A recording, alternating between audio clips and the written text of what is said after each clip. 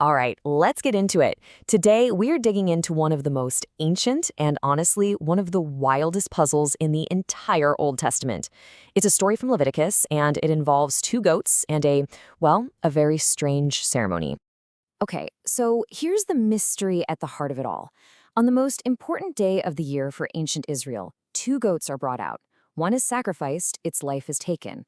But the other one, it's sent away, totally free, to just wander off into the wilderness carrying the sins of the people.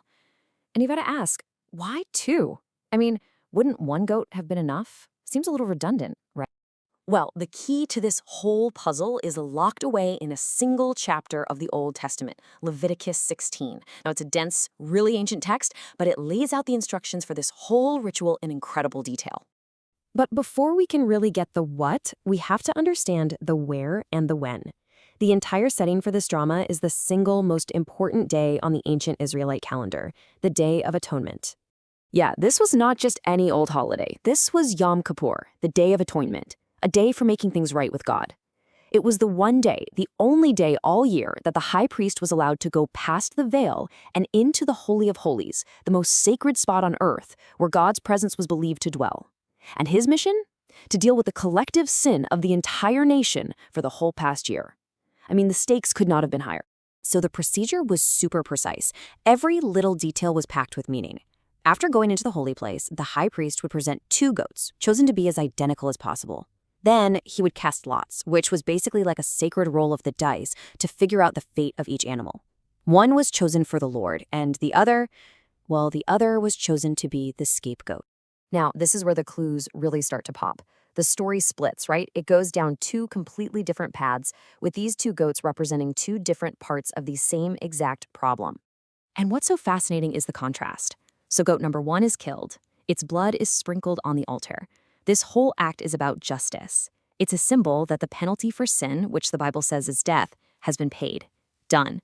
But then you have the second goat. The priest lays his hands on its head, confesses all the sins of Israel right over it, and then it's led far, far away into the wilderness to never be seen again.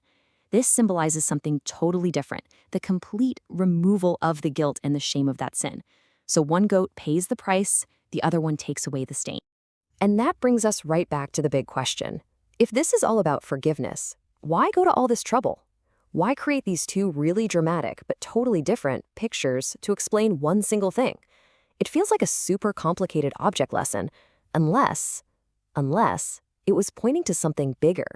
To unlock that something bigger, we have to fast forward.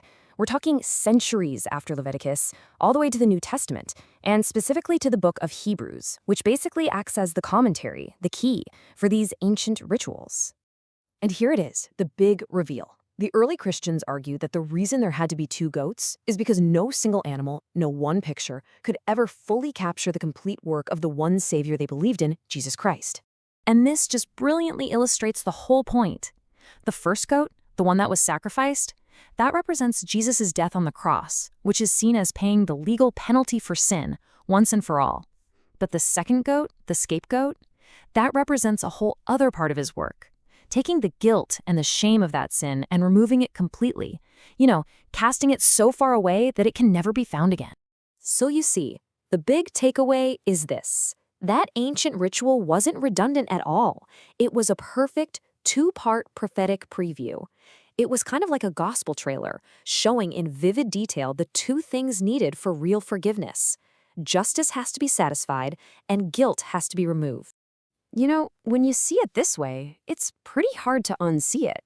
It's like finding a hidden message that's been sitting there in plain sight for thousands of years. As one theologian put it, this isn't some quiet whisper. This is the Old Testament screaming Jesus. It really makes you wonder, doesn't it?